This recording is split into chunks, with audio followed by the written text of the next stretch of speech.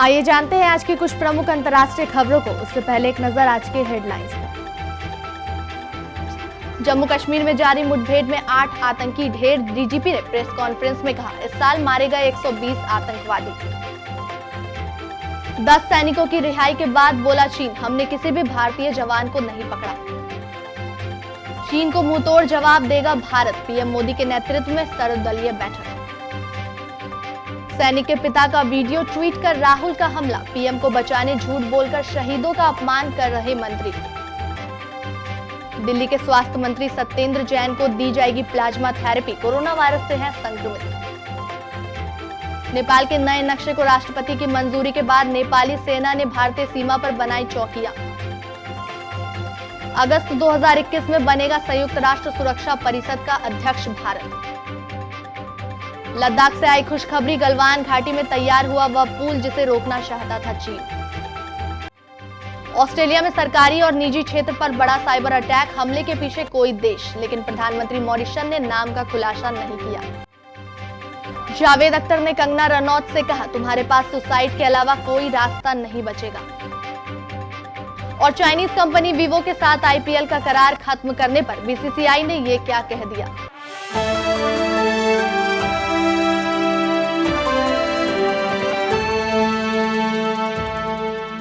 GOC lieutenant general B S ने जम्मू कश्मीर में जारी मुठभेड़ के बारे में बताया कि अवंतीपुरा में कल से आज तक में 8 आतंकी मारे गए। उन्होंने बताया कि आतंकियों के सफाये के लिए ऑपरेशन ऑल आउट शुरू कर दिया गया था। जम्मू कश्मीर के डीजीपी दिलबाग सिंह ने बताया कि इस साल अब तक 120 आतंकी मुठभेड़ में मारे गए हैं।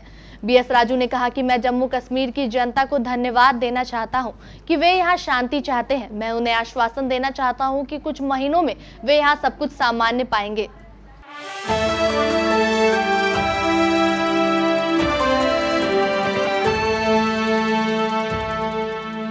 पूर्वी लद्दाख की गलवान घाटी में भारत के साथ तनाव के बीच चीन ने कहा है कि उसने किसी भी भारतीय सैनिकों को नहीं पकड़ा। चीन के विदेश मंत्रालय के प्रवक्ता झाओ लीजियन ने चीन भारत सीमा स्थिति को लेकर पूछे गए एक सवाल के जवाब में यह बात कही है। मीडिया से बात करते हुए झाओ लीजियन ने कहा है कि चीन ने किसी भी भारतीय कर्मी को नहीं पकड़ा।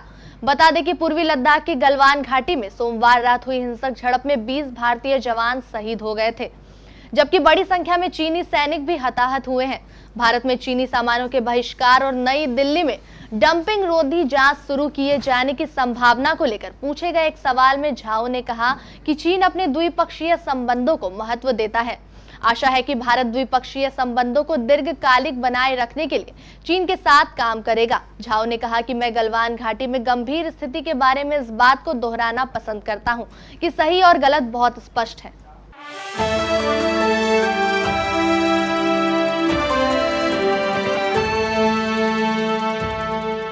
पूर्वी लद्दाख में चीन के साथ गतिरोध को लेकर कांग्रेस के पूर्व अध्यक्ष राहुल गांधी का सरकार पर हमला जारी है। उन्होंने गलवान घाटी में 20 जवानों की शहादत के लिए सीधे सीधे सरकार को जिम्मेदार ठहराया।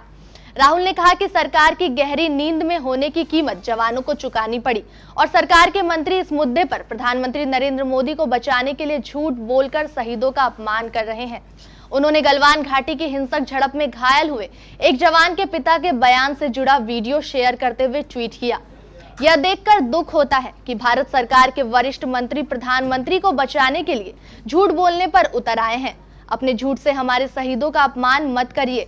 इस वीडियो में भारतीय जवान के पिता यह कहते हुए सुने जा सकते हैं कि उनके बेटे ने उन्हें फोन कर बताया कि चीन के सैनिक संख्या में ज्यादा थे और उनके पास रॉड, डंडे और पत्थर थे, जबकि हमारे जवान खाली हाथ थे।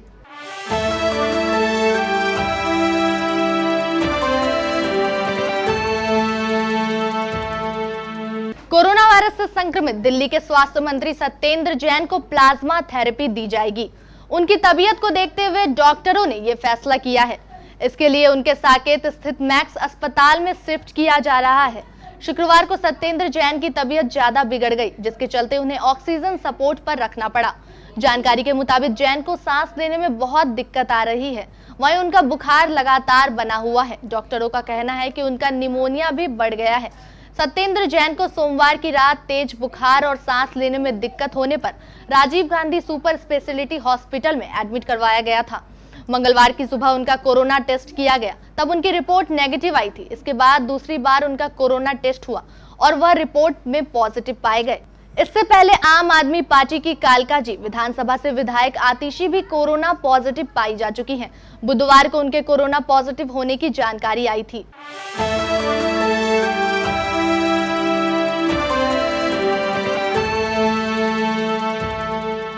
भारत के कड़े विरोध के बावजूद नेपाल की राष्ट्रपति ने देश के नए नक्शे को अपनाने वाले विधेयक को मंजूरी दे दी है। अब यह नेपाली संविधान का हिस्सा बन गया है। इससे पहले नेपाल के ऊपरी सदन ने विधेयक को पास कर दिया था। नक्शे में भारत के 3 महत्वपूर्ण इलाकों को नेपाल ने अपना बताया है। भारत ने कहा है कि यह नया नक्शा ऐतिहासिक तथ्यों के आधार पर सही नहीं है। उधर संसद से नए नक्शे को मंजूरी मिलने के बाद नेपाल ने काला पानी के पास चंगारू में अपनी सीमा चौकी को उन्नत किस्म का बना दिया है।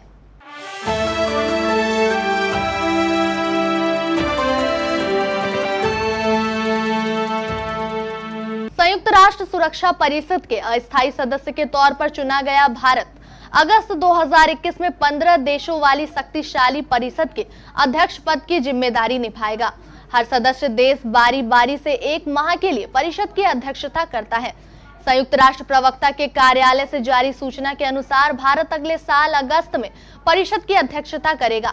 इसके बाद भारत 2022 में 1 माह के लिए परिषद का अध्यक्ष बनेगा। अगले साल जनवरी में ट्यूनीशिया परिषद का अध्यक्ष बनेगा। इसके बाद ब्रिटेन, अमेरिका, वियतनाम, चीन, Estonia, France, Bharat, Ireland, Kenya, Mexico और नाइजर एक महीने के लिए अध्यक्ष बनेंगे।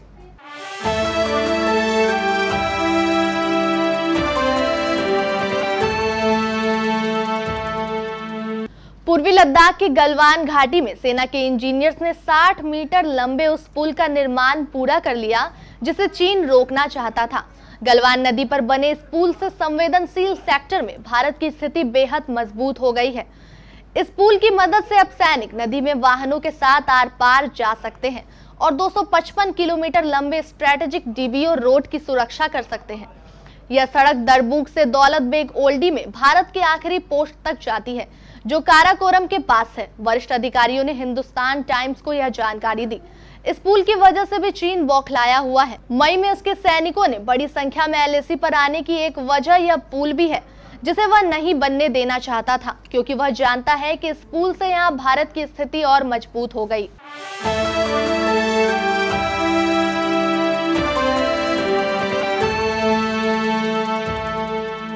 ऑस्ट्रेलिया के सरकारी और निजी क्षेत्र पर बड़ा साइबर अटैक हुआ है। बताया जा रहा है कि इसके पीछे किसी देश का हाथ है। चीन पर भी शक जताया जा रहा है। हालांकि प्रधानमंत्री स्कॉट मॉरिसन ने किसी देश का नाम बताने से इनकार कर दिया। उन्होंने साफ किया है कि अब तक जांच में कोई बड़ा डेटा चोरी होने की बात सामने नहीं आई है। मॉरिसन ने शुक्रवार को कैनबरा में मीडिया को बताया कि यह हमला सरकार, उद्योग, राजनीतिक संगठन, शिक्षा, स्वास्थ्य और जरूरी सेवा समेत हर क्षेत्र पर किया जा रहा है। उन्होंने यह भी कहा कि यह कोई नई बात नहीं है, लेकिन बीते कुछ महीनों में इसमें तेजी आई है। मॉरिसन ने कहा कि हम जानते हैं कि यह किसी देश की ओर से किया गया हमला है।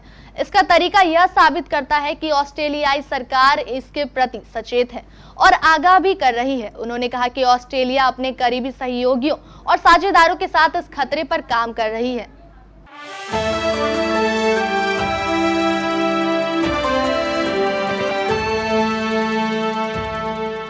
सुशांत सिंह राजपूत की आत्महत्या के बाद बॉलीवुड में परिवारवाद और वंशवाद को लेकर बहस छिड़ गई। कंगना रनौत हर मुद्दे पर बेबाकी से अपनी राय रखती है। इस बार भी सुशांत सिंह राजपूत की आत्महत्या को उन्होंने अपने एक वीडियो में हत्या का नाम दिया था और बॉलीवुड में चल रहे नेपोटिज्म पर एक बार फिर से खुलकर अपनी राय रखी। वहीं कंगना रनौत ने कुछ लोगों के चेहरों को बेनकाब करते हुए बड़े खुलासे किए हैं। बता दें कि मुकेश भट्ट ने सुशांत सिंह राजपूत की आत्महत्या को परवीन बाबी से जोड़ते हुए हाल ही में एक बयान दिया था, जिसके खिलाफ अब कंगना रनौत ने जवाब दिया है। कंगना ने कहा कि सुशांत सिंह राजपूत को प्रोफेशनल तौर पर परेशान किया जाता था और नेपोटिज्म की वजह से उन्हें अपनी जान गंवानी पड़ी। जिस तरह से सुशांत के साथ व्यवहार किया जाता था, ठीक उसी तरह मैंने भी अपने करियर के दौरान झेला है। वही दबाव मैंने भी महसूस किया है। कंगना ने आगे बताया कि एक बार जावेद अख्तर ने मुझे अपने घर पर बुलाकर कहा था कि राकेश रोशन और उसका परिवार बहुत बड़ा है। अगर तुम उनसे माफी नहीं मांगोगी तो तुम कहीं की नहीं रहोगी। वे लोग तुम्हें जेल भिजवा देंगे और तुम्हारे पास बर्बादी के अलावा कोई और रास्ता नहीं बचेगा। तुम आत्महत्या करने को मजबूर हो जाओगी। ये थे जावेद अख्तर जी के शब्द। उन्होंने ऐसा क्यों कहा?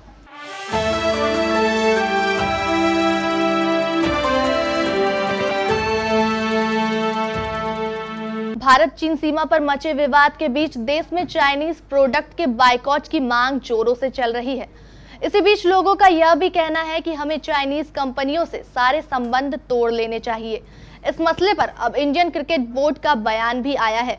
बोर्ड के ट्रेजरर अरुण धूमल ने कहा है कि बीसीसीआई अगली बार से अपनी स्पॉन्सरशिप पॉलिसी पर विचार करने के लिए तैयार है।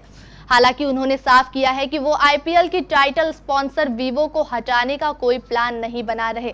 धूमल ने कहा कि वीवो से पैसा आ रहा है और इससे भारतीय अर्थव्यवस्था मजबूत होती जा रही है। उन्होंने कहा कि चाइनीज कंपनियों द्वारा आईपीएल जैसे इवेंट स्पॉन्सर करने से भारत का ही फायदा है।